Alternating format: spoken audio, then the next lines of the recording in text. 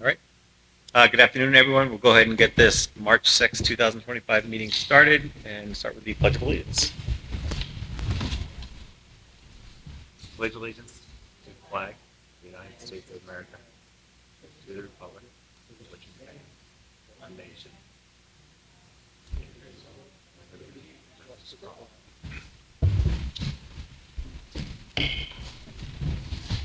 All right. As always, we'll open the floor for public comment at 5:15.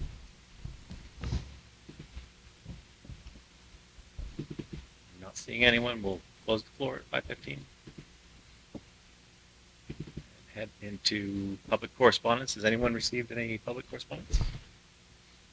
No? Okay, great. Next up, we have reports. Start with the student rep report. Olivia Blackadar.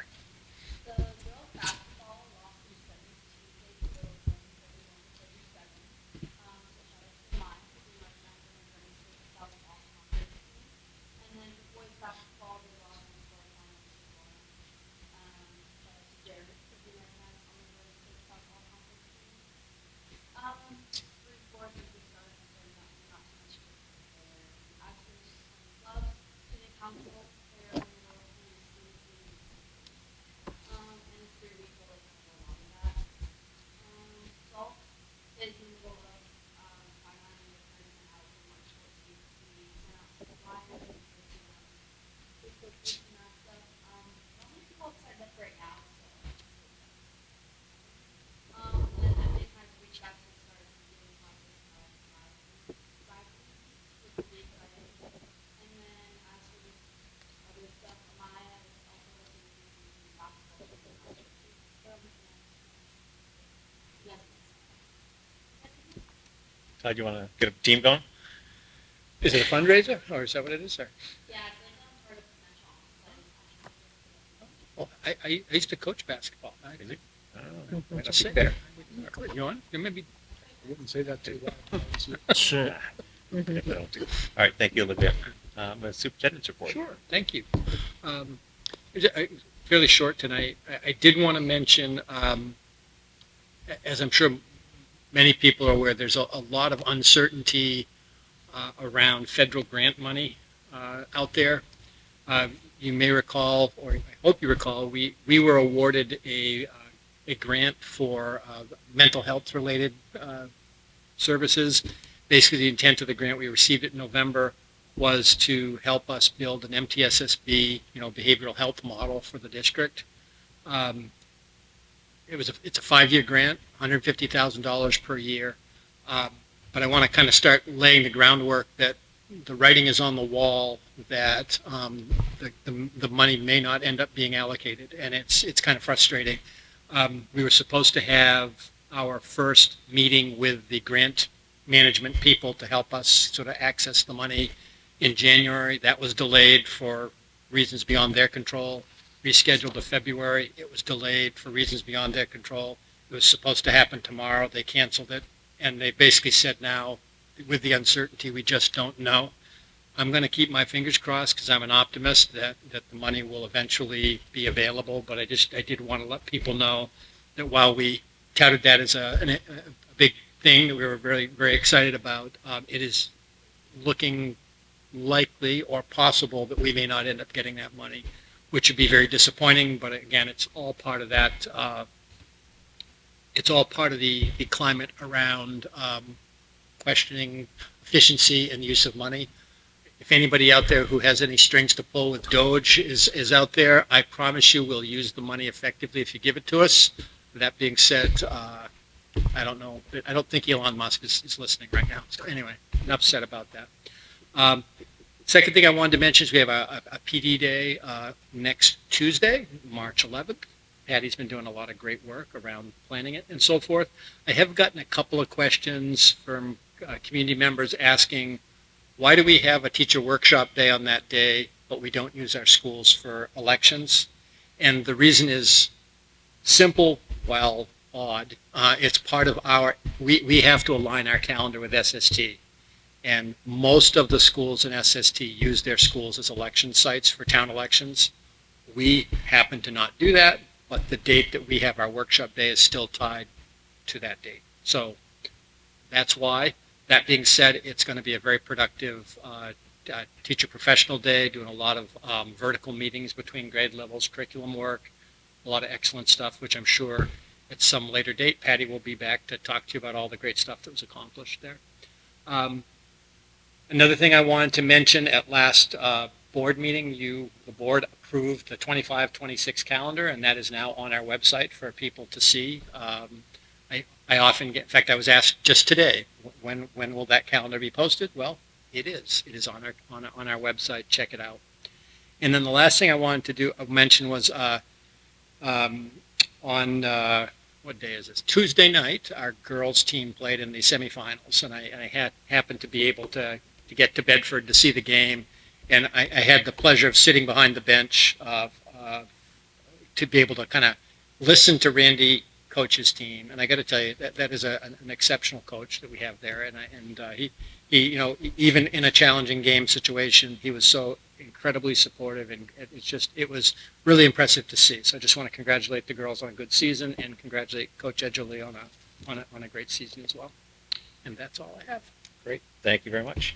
All right, we'll head into committee updates. We have board comments and committee updates. I have several items. Does anyone else have any items they want to bring up? Board comment, I just wanted to a reminder that on the 12th at elementary school from 5:30 to 7:30 p.m. is Family Literacy Night. So it is sponsored by the PTA of elementary school, and it's going to be filled with read-alouds from the elementary school staff, crafts, snacks, and then a pop-up library from the town library. I'm not sure, but typically that is also Ooh. there often to be. But, and then I also had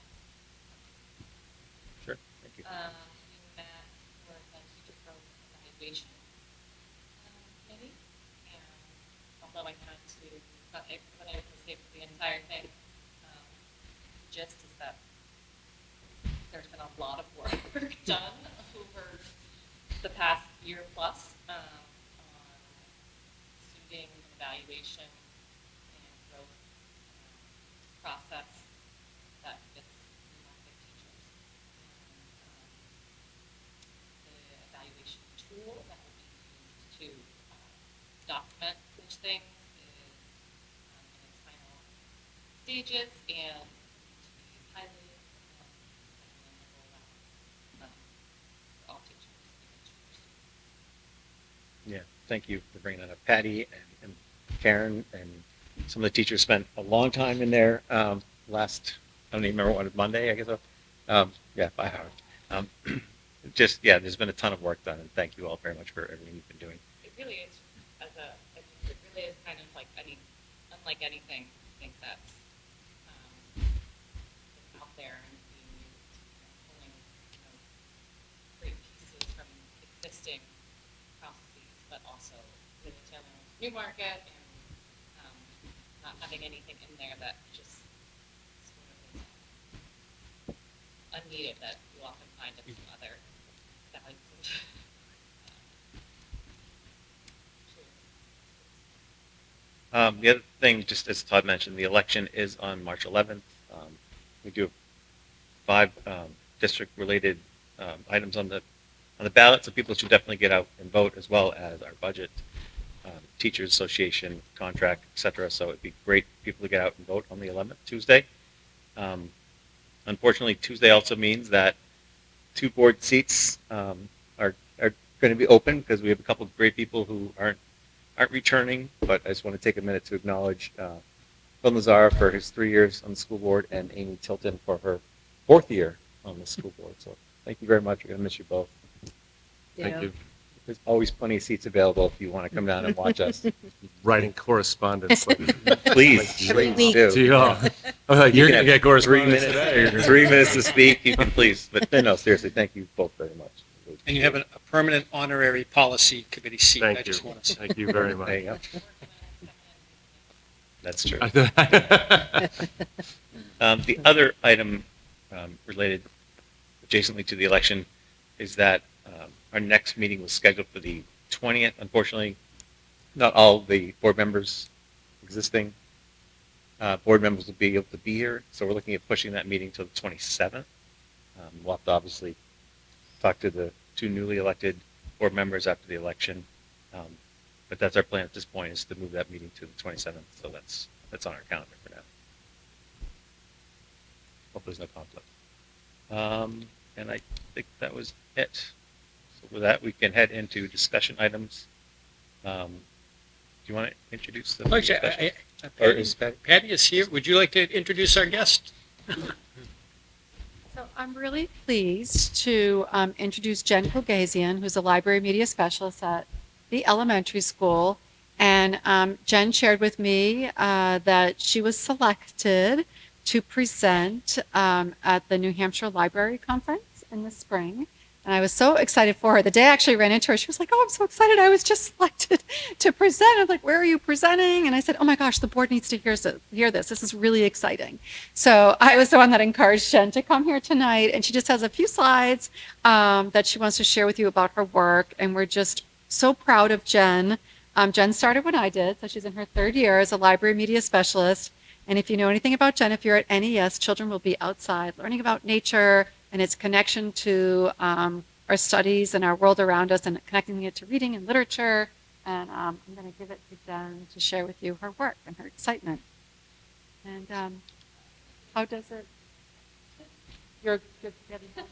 Oh, they did. Yeah, thank you, Pat. It really is because of Patty that I'm here today. And she's right. I was just bubbling over with joy, as we are, right, when we're passionate about what we do. I'm here just to share that, yes, I'm speaking at our annual conference for the New Hampshire School Librarian Association. It's 2 days in the Grapponi Center in Concord every year. And my topic is Get Out, Nature and Inquiry-Based Instruction for Every Budget. Now, why? Now, why is a librarian speaking about nature-based instruction, forest classroom? Well, 21st century librarianship is really trying to match who our students are today and what they need today. Yes, we still curate and organize a collection. Yes, we still support students in some of the traditional areas getting their hands on physical books, and we support our other educators, but we're also thinking about lifelong learners. So our framework has the four domains of think, create, grow, and share, and then we look around the outside as well. Our commitment on inspiring, to inspire, to collaborate, curate, explore, and engage. So we're less about demonstrating skills now and more about, again, connecting our learning to the greater world. And if you think about it, our students are going to have a library. But as digital natives, do they know how to look at those sources and consider whether or not they're reliable? Do they know how to evaluate that information that they're receiving from all these different areas? And can they critically think about it? Can they analyze and synthesize that? So librarians really get jazzed about that part of librarianship now. And what better way to do that than with nature? I mean, it just fosters always to have a lot of curiosity, right? It's exciting to get it right there. It really helps to spark them to consider, what do they know? What do they wonder? Where can they get their information? And what do they learn, right? That kind of cycle is a wonderful place to do it. And we're so lucky that we have so much outdoor space here in Newmarket. And I'm going to tell you this. When I finished my interview 3 years ago, that was on the checklist. I looked at the ground and said, this is the kind of school that has the kind of ground for the kind of teaching I like to do. So I'll just give you a quick overview of what I'll be talking about to other librarians, because we may be interested in connecting the outdoor to our library classes, but just some highlight of where we're talking about, right? Just an overview of readiness, cultural readiness, getting started, how to go about it. I'll share my real lessons and some of my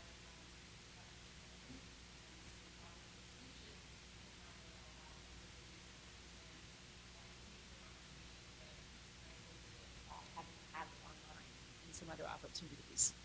I don't know if you have any questions about real lessons. I imagine that would be the part you'd actually most be interested in. Like, what are our students really doing?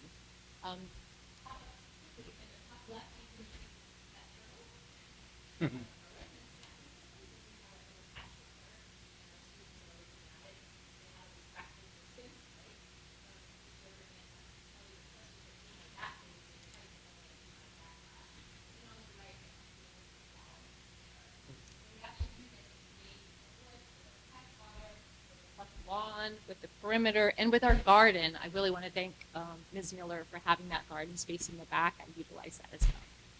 And pretty much that's it. Unless you have questions for me, I just want to say thank you for having an interest in having me here. Thank you for having an administration that allows me to have these kind of lessons. I know my principal is extremely supportive. I know that Todd is supportive. I know that the community has met with members here from our district with an interest as well that they've shared. And that's it. Thanks for letting me share. Anyone have any questions? Yeah, I did want to just acknowledge, because as you know, we've had a parent group coming out of the PTA raising the issue of how can we embed more outdoor learning, outdoor opportunity into our classrooms. And I think Jen immediately jumped in and came to the first meeting and shared some of the work that was happening. And I think one of the things we realized very quickly is there's tremendous opportunity to do both things. And I think certainly expanding recess is one part of what the parents are looking for, but fully capitalizing on the natural environment right outside our door, it's huge. And I do appreciate your efforts in that, Jen. Yeah, thank you so much for coming in and your obvious passion and for being selected to present in Concord and for representing us there. I think it's great. Thank you. Thank you so much.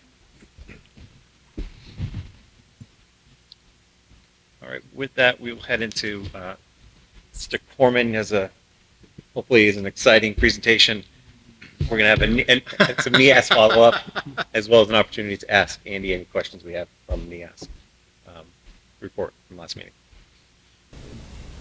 I do not use a PC. Slideshow. I do not use a PC. Thank you. Thank you. Okay, I've lived on a Mac since about 2002, so it's a bit of a challenge for me. Nice to see everybody again. It feels like I was just here with you guys. So before we kind of go into general questions, I want to kind of give an overview of our 6 major priority areas and short-term, medium-ish term, and long-term thinking of things that are going to happen related to each priority area. So the first one, I took some liberties here, just editing. Essentially, it comes down to develop a VOG, revise your core values and beliefs. You remember at the time we didn't have our core values and beliefs solidified. We do. Core values are up. The poster's right over there. There's a poster in every single educational space in the building. Again, those are collaboratively developed with our staff and students, and then staff belief statements are finalized, and we're looking to incorporate them into the next round of handbook. Belief statements are what we as adults believe we bring to the building every single day to incorporate into our practice with each other, adult to adult, adult to student, and we hope to impart student to student. A large part of our summer is always handbook review and really being cognizant and aligning a lot of the work of the VOG into the handbook and being highly explicit around either policies or procedures or the reason why we do things.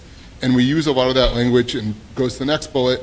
Teachers now are being explicit, and they're, and for lack of a better phrase, calling out kids.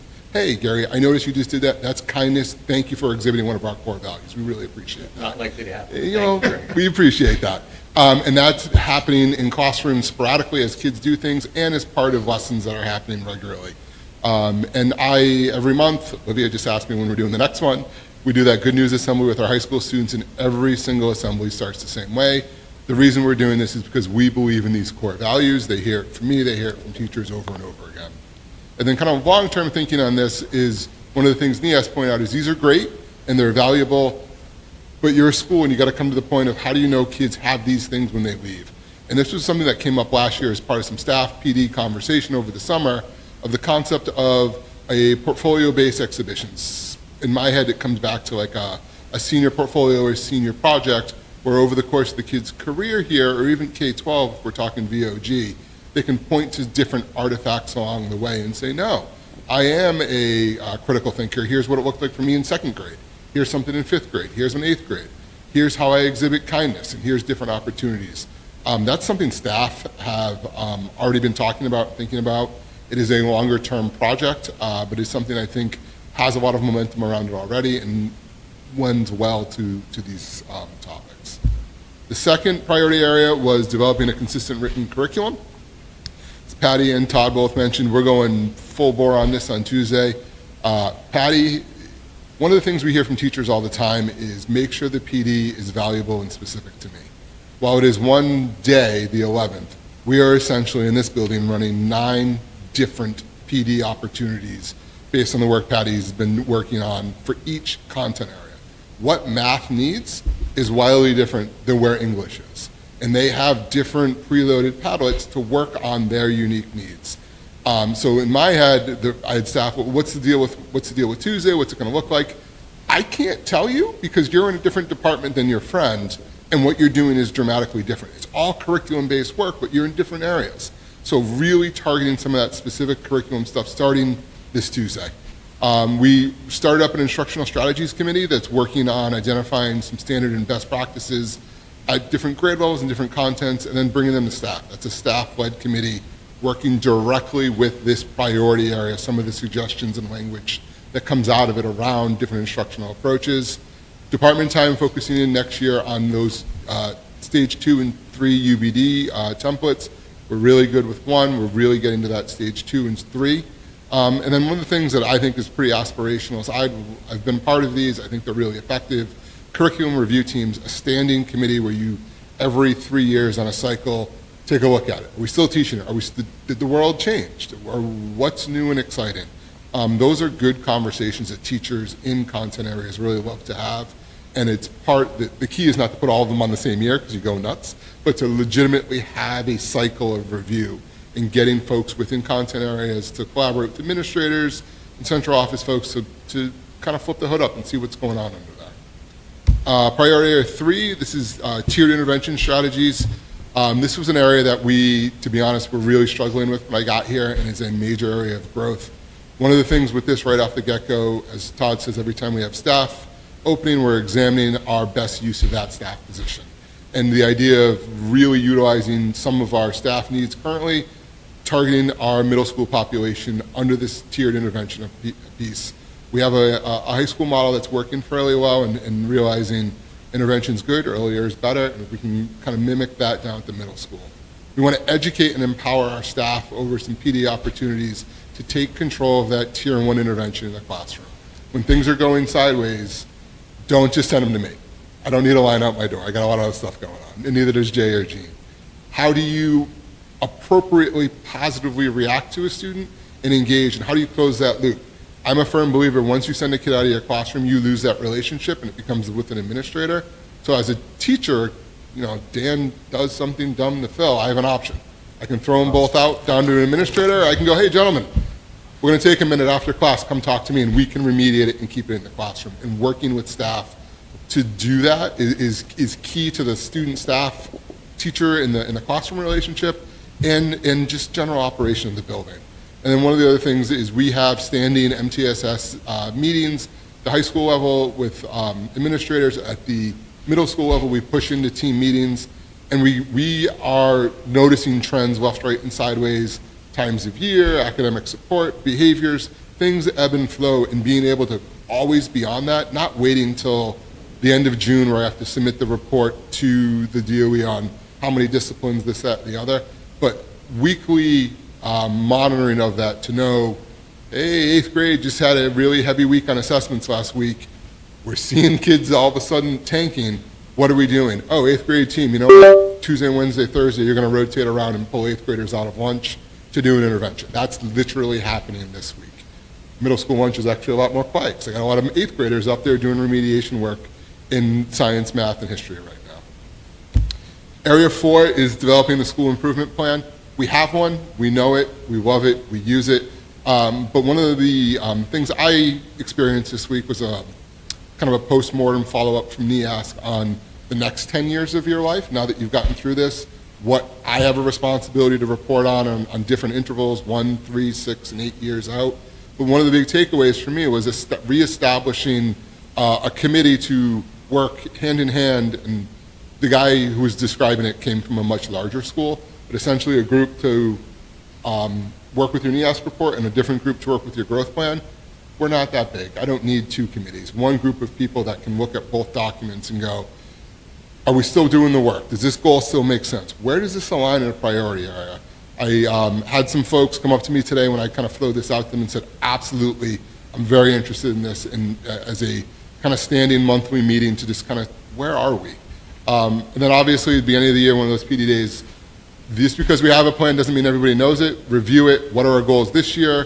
For example, one of the things we're working on right now, every single student in every single course this semester is going to fill out a end of course survey that'll go directly to the teacher to provide feedback. I'm not going to see it. It's not evaluative.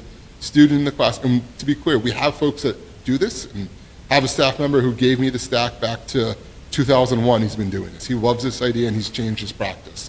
But that's a growth plan thing for this year to incorporate, and it marries up beautifully with NEASC. And finally, schools have decision points, be it with budget, be it with policy, be it with operation. You've got to rely on that growth plan. Things don't end up in my world, and I try to keep things out of your world that are easy solves, which means I need a document, I need a belief system to go to, and to me that is that growth plan, because when it gets hard, I need to rely on something and point to something and go, you know what, this is what we said we believed. I know this is a challenging decision, but this decision helps us accomplish this goal. Number 5 is system of communication to families. I know it's families in the first bullet may not make sense, I just want to explain it.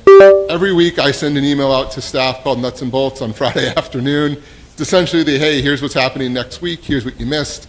Right now we're playing an ongoing game of Where's Waldo. I send them a picture, you got to find him, you win points. It's very exciting Friday afternoon here. And Todd sends out with you guys to the community. I also send monthly community blasts.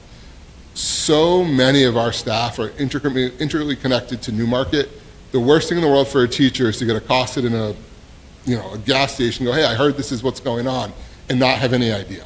So the idea behind this communication to staff directly every week is, I know what's happening, so when that parent grabs me at the grocery store about something, hey, I heard the Middle School Spirit Week is next week and there's an assembly.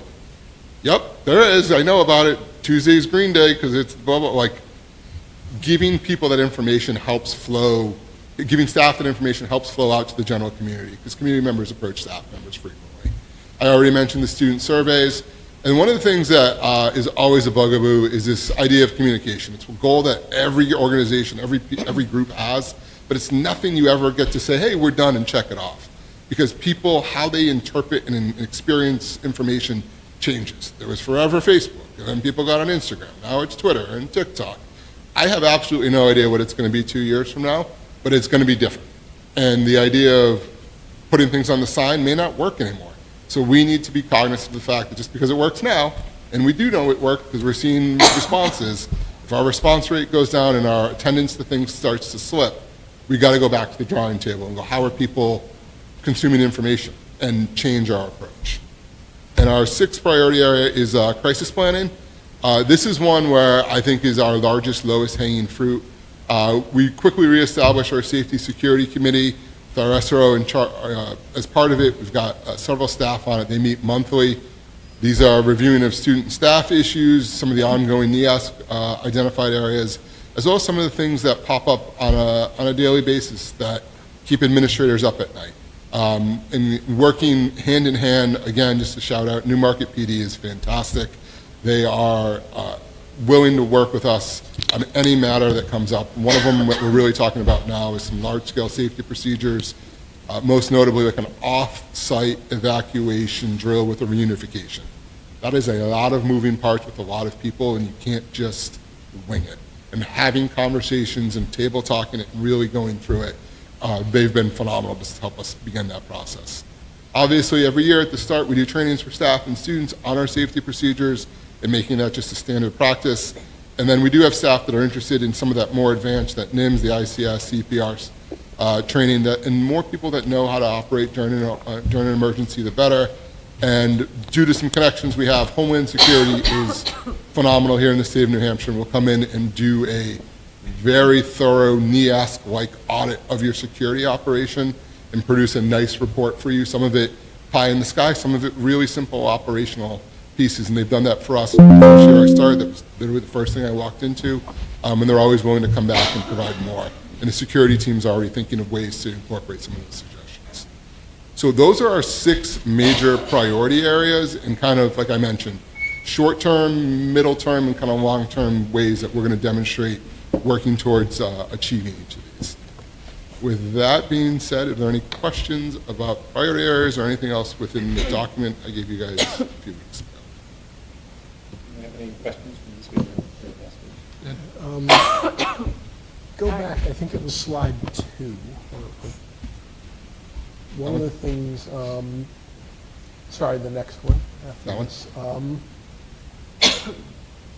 I don't know, maybe, I don't know where it is, but you mentioned it, that this idea of the teachers doing more as the kids develop and progress through the vision of a graduate to kind of help the kids with being able to have a sort of a look at their own progress, which I thought was a tremendous idea that I don't know that I've necessarily ever heard put out there before. Yeah, so when I started teaching at Noble High School, there was a long-standing belief tradition there of what there is still known as senior project, which was the single best educational thing I've ever seen in my entire life. It's an opportunity for a student to take on a topic and become the expert. Very rarely do you have a room full of adults with a student being the leader of the conversation. I had a student as a sophomore, biology, struggled, got through his senior year, rebuilt a 1923 John Deere tractor from the ground up. That gentleman knew every single nut and bolt on that thing, how it worked, why it worked, and saw his presentation. And at that moment in time, I would argue there was no one else in the entire world that knew more about that than he did. And that pride factor just exuded. Around VOG and core values, same concept. The kid will be able to create opportunities just through the course of their educational experience to pick out, you know what, I say this to our art folks all the time, I can't draw a straight line with a ruler. If you put me in Annette and Christina's class, I'm going to need to be right next to them because I'm going to need every level of support possible to do that final project of a self-portrait. For me, whatever that wonderful self-portrait would turn out to be would 1,000% be an artifact that I'd be proud of to demonstrate my fortitude, my ability to creatively think. And as a senior, I could point to that. And the idea that we're really fleshing out now is for each of these core values and each of the aspects of the VOG, make sure kids have multiple opportunities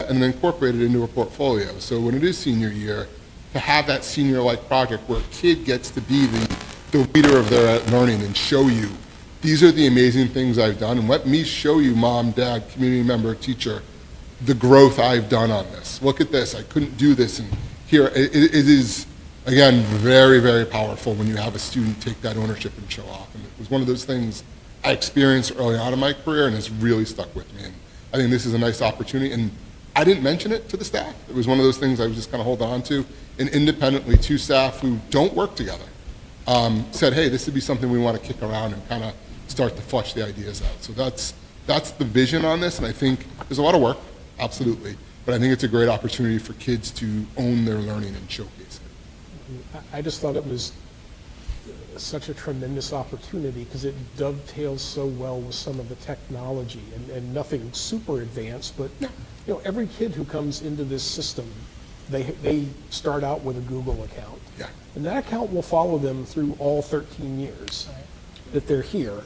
And, you know, as the availability of cloud storage grows geometrically and the cost continues to drop, I mean, there's a very interesting, tremendous opportunity there for, you know, one of the hardest things I think, I gather from watching my kids and reading about everyone's kids is this tendency that they have to compare themselves strictly to peers by way of heavily curated online presence and that emphasizes nothing but the positive, and perhaps not having as much of an opportunity to be a little more inwardly focused, not how do I compare to Joey and Susie, and how do I compare to the person I was 3 years ago, or 5 years ago, or 7 years ago, and that, you know, if we were thoughtful about how we did it, that 13-year existence of that Google account would have some incredible potential to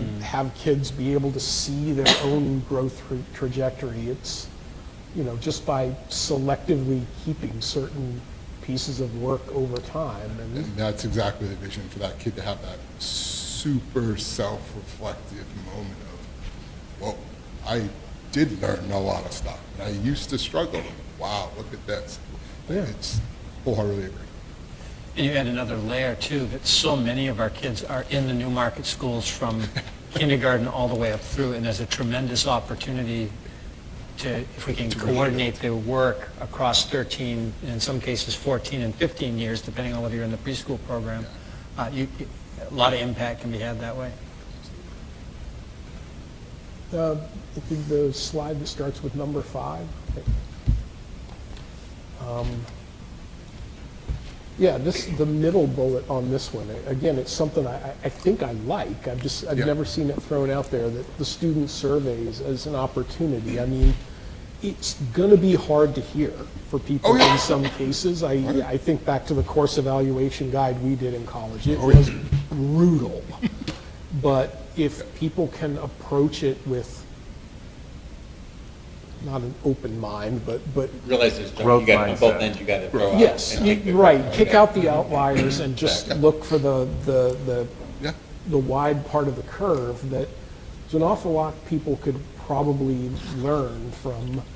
You know, we all tend to criticize ourselves most harshly for the things we're best at, and not necessarily notice where we've got the most room for improvement. So that could be pretty tremendous if done the right way, I guess.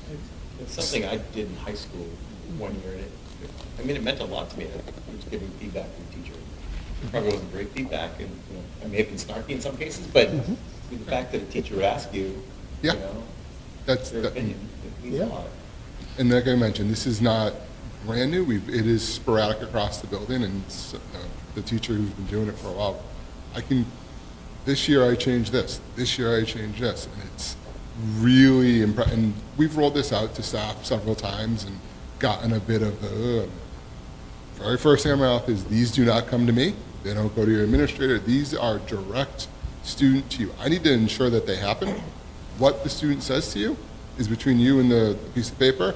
I would expect you to have a reflective moment and go, oh, so 19 out of 20 kids think I have really bad handwriting and write way too small. That may or may not have been me. I need to slow down, write bigger, and be more clear. It's dumb but really important feedback if you're a student and you can't read what I'm writing.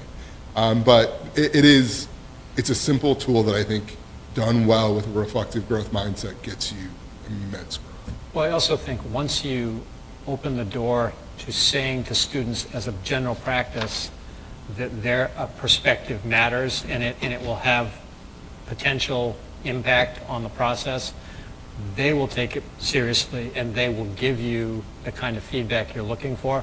Every year when you do the senior survey, I'm always just really impressed at reading what I see in kids that go through their entire experience, and they tell you about that teacher in 3rd grade or 7th grade or whatever that made a difference in their life.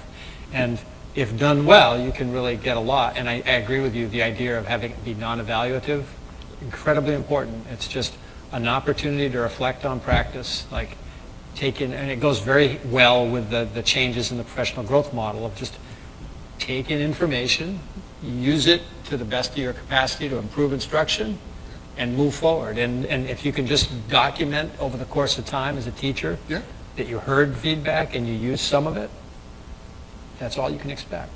I think if students know that the teachers are sincere in their requests, I know I've received some of my most valuable strategies and tools that way, because if you don't have that, you're making assumptions. And I've had, lessons or activities that I was like, I don't know if I'm going to do that again. I'm, not sure. And some kids have liked it the most, whereas other things that I was maybe super excited about or thought went really well, you know, they didn't like so much. And I Right. think, you know, you're only going to perfect your practice, not perfect, but improve Yeah, your yeah. practice Yeah, if, you know, you find out from your Yeah. biggest client Yeah. what Yeah. They're what in there every works. day with you. They're You going know? to give you the feedback. It's very powerful stuff. I don't have a question, but I just wanted to just acknowledge that invariably, once or more than once when you come in and speak to us, you say something that makes me appreciate and realize how holistically you look at things. And it's just such an important trait that I personally wish I had at work.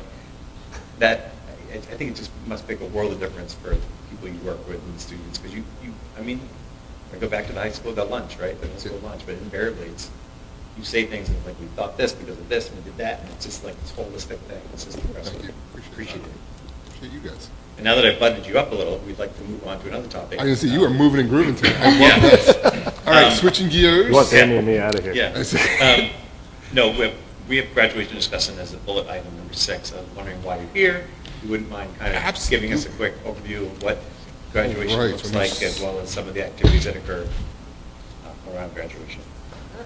All right, so we have graduation on the 6th, June 6th at 6 in the gym. It'll be our graduation ceremony. Going to the other end of the calendar, we have our top 10 luncheon scheduled right now for May 21st. Location TBD, but it'll be that 11 to 1. Jody has taken point on this. I will not announce our top 10 to the building probably April 4th or April 5th. But at the luncheon, we always ask if board members are interested. You're always invited. Just let Todd know so we can let Jody know and can make the reservation. That is the 21st, and again, 11 to 1-ish. Prom is the 16th of May, projecting the last academic day for seniors to be the 30th of May, which rolls into senior week, June 2 through 6. And just kind of give you an overview of the week.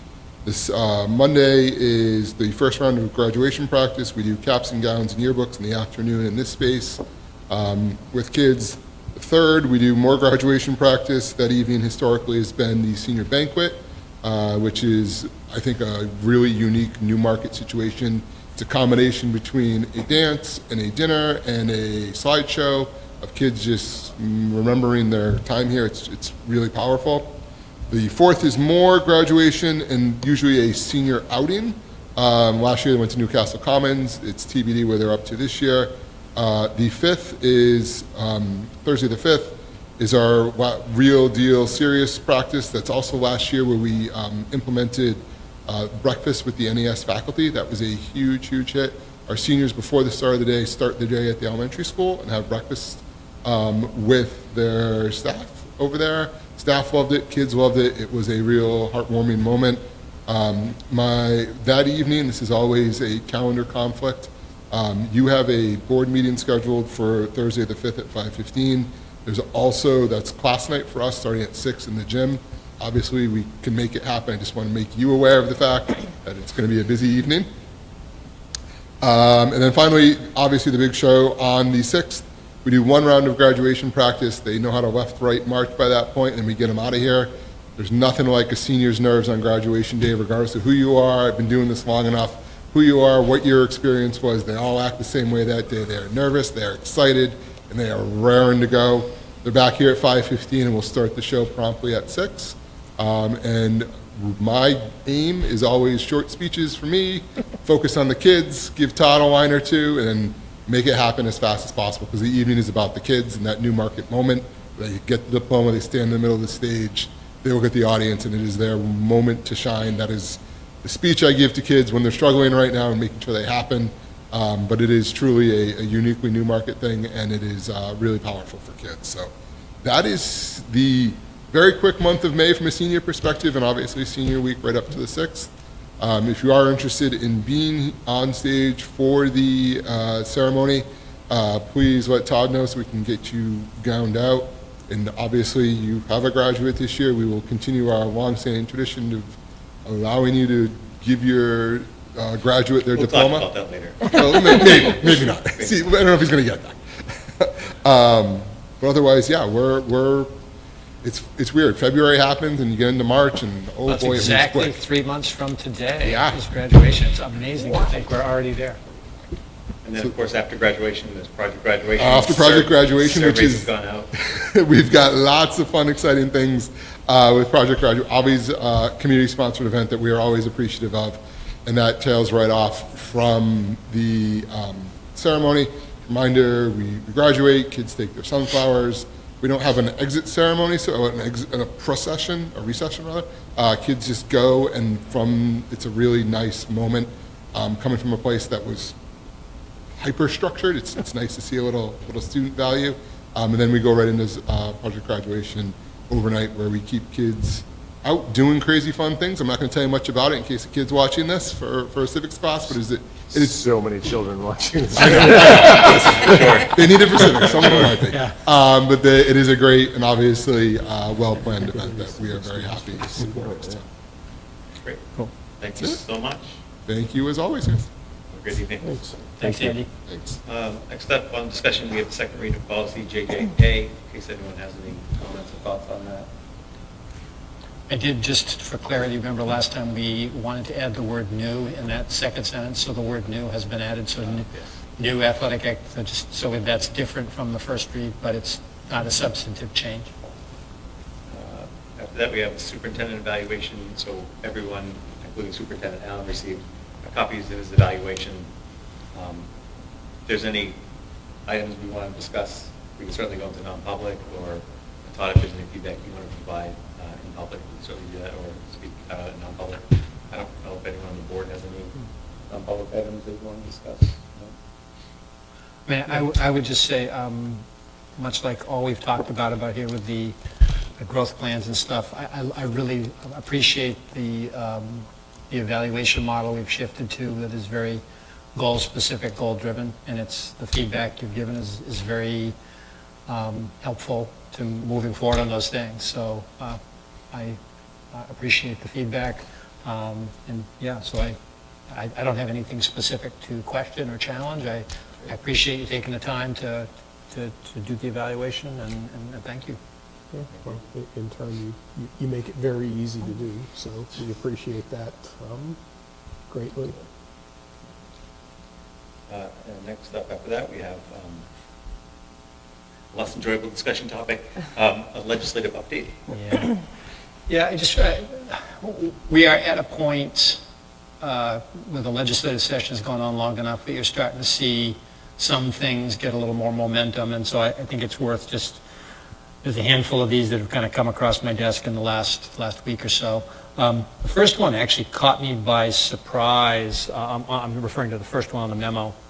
SB 297. SB 297, for those of you who have, it actually was submitted after the deadline for filing, but it was allowed. I'm not even sure how it was allowed to proceed. But basically, it's a bill coming out of the Senate to regulate, pooled insurance coverage. And the reason why that's of significance to us is municipalities and school districts benefit tremendously from pooled insurance coverage. This particular bill is really targeting the practice of how the pooled insurers, school care, health trust, and the plan we're moving to, New Hampshire Interlocal Trust, how they calculate rates and how they adjust when there either is a higher cost than they projected or they collect too much. And so one of the concerns is they're trying to create a one-size-fits-all approach, which doesn't work for all the insurance companies. And what the potential in this bill, if it passes, is that it requires mid-year adjustments to be made. And so if you can imagine, take a small school system like Newmarket, we have 2 or 3 employees that have significant medical needs that access the insurance, therefore the cost is higher than was planned on. We could conceivably face a mid-year unexpected follow-up, and the idea is they're trying to stay ahead of the cost, so they're not getting to the end, but how you go about doing it is really significant. Currently, the way most of the pool coverages do it is you're in a pool for a reason. It's because it spreads the impact across everybody in the pool. And it's not just Newmarket, it's all the other members of the pool. Obviously, if you have a smaller pool and you have high-cost individuals, it drives the cost for everybody up more dramatically. So this is, I'll be honest with you, it's a political agenda that is largely the same people who are anti-Affordable Care Act, really trying to basically undermine the idea of pooled coverage to basically go back to, well, healthy people pay less and sick people pay more. Well, that's part of the problem. You know, that's how people go bankrupt because poor. Anyway, it came out of the blue. They had a hearing on the 4th. Janet and I submitted testimony, very much, very concerned about it. Not necessarily because by itself it's bad, it's because it hasn't been vetted thoroughly. They haven't really done a very good job on it. So I'm hoping cooler heads will prevail and they won't force it through because it could have negative impacts on us. So that's the first one. HB 115, it's moving along. It came out of committee, HB 115, universal access to freedom accounts, which basically means that everybody can access them regardless of income requirements. And again, it's one of those things that's almost impossible to calculate the financial impact of it. However, if you just assume that the number of New Hampshire students that are currently accessing them, plus all the New Hampshire students that are going to private schools currently access them, it increases the cost of EFAs from about 27 million currently to over 100 million. And when you're talking about shortages in special education funding and things like that, it is concerning to have the possibility that that much could be deferred away. So don't know where it's going to end up, but it's certainly, like I say, it's come out of committee. HB 50, that one, actually it's interesting. It's a bill that a lot of the online testimony and people are very positive on. Basically, it's a law that basically says no law can be passed in the state that would make it illegal for a teacher to teach about a discriminated against or underprivileged group. I mean, basically, that's what it's trying to do. So there's no way to make a law that could prevent a teacher from being able to say, okay, let's talk about the civil rights movement or things like that.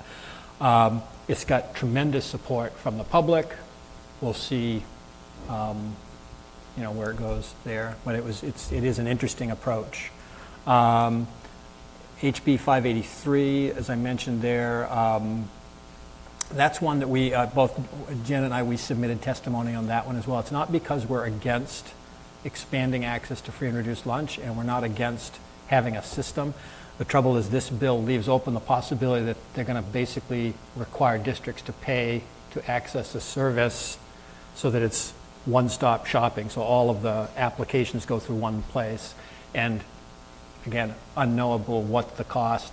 And we're a very small district, and so we're only talking about 150, 200 kids that are going to fill out applications.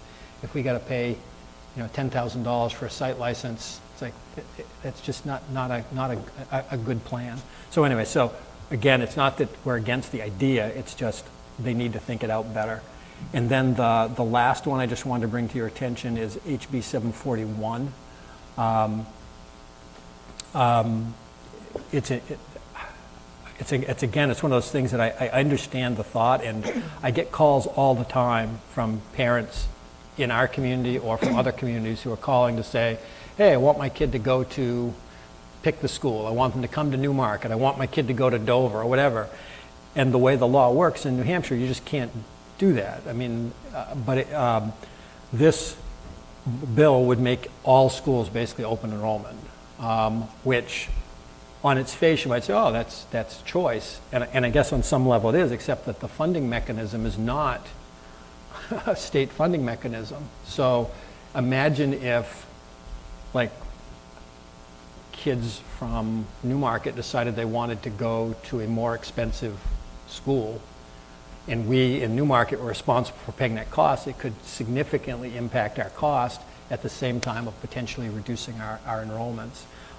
So again, it's not necessarily a bad idea to have open enrollment as a concept, but you gotta figure out the funding mechanism first so that the money really does follow the kid. Because if it's Newmarket has to pay for all the Newmarket kids and everybody's setting a different rate, it could be financially significant to smaller districts that would be impacted by it. But anyway, it's getting some traction. They've had a public hearing. As of now, they haven't taken any action on it yet, but I know there's a political belief out there that open enrollment is the way to go across the board. Right now, there is a capacity you can get your school declared an open enrollment school, but it's not everybody under the same set of rules. And it would be very chaotic if all of a sudden everybody could go anywhere without any mechanism to fund it. There's only one open enrollment school in the entire state right now. Currently, Prospect Mountain High School is an open enrollment school. There's a few others that are looking at what they can do to access it. And certainly, if you embrace the idea of choice, certainly making it easier to go between districts would certainly be a worthwhile thing. But again, I keep going back to the funding side of the equation. It's not, it's like if you divert large amounts of money away from public education to education freedom accounts or to anything that's promoting choice, the public school is still left with, well, we still have a building to heat, we still have special education services to provide, and the burden doesn't go away. I mean, not to mention, in utilities, you have this concept of the provider of last resort. Normally, that's your local utility, who, if you have signed up with any of the companies that sell retail electricity and you decide you don't like it anymore, your utility has to take you back. They have no choice in the matter.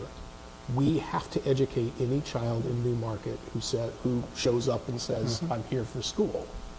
So if, to take a recent, fairly pertinent example, if we had 20 kids going to a charter school and that charter school financially implodes, as several of them have, all 20 of those kids could show up here tomorrow and we would have no, it's not like we can just scale the staffing one for one against these outcomes, because we can't go hire another teacher tomorrow if 25 kids showed up and said, hey, I'm back. Yeah. And there's probably not one teacher unless it's like in the early elementary school. Correct, yeah. So it's that provider of last resort problem is, nobody's talking about it much because nobody's had to live this reality just yet, but it's out there. Well, on a smaller scale, we deal with the issue, particularly with some of the regional charter schools, where they know ultimately they don't have to educate the child. And so if the situation is not working for them, they can make it disadvantageous for the child to stay at the charter school as a way to encourage them to go back to your public school. And what that means is the public school does end up having a higher student services burden, because it's going to mean the kids that are struggling to learn, that require more support, that end up in the public school. So there's a lot that needs to be figured out. Personally, I'm a proponent of choice. I believe that that's a great thing.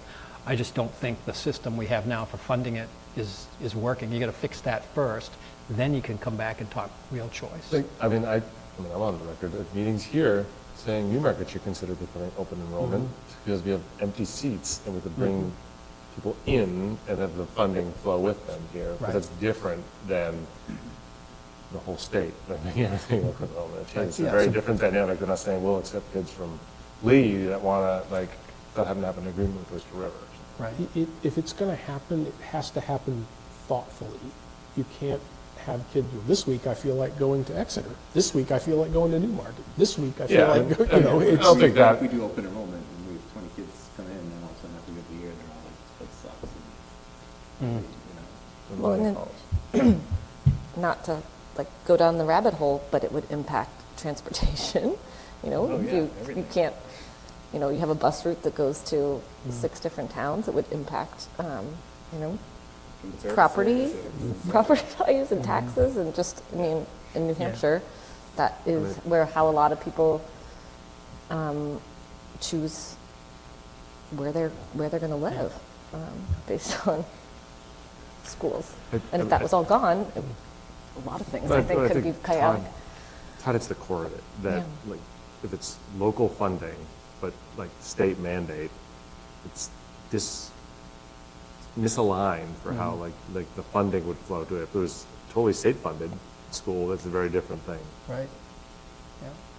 Sorry, I could. No, not Yeah. at all. Yeah. All right. Well, thank you for that. Positive uplifting- note. And actually, I didn't include, there's actually still like, I think somewhere around 17 different versions of funding bills regarding the various lawsuits, adequacy, all that kind of stuff.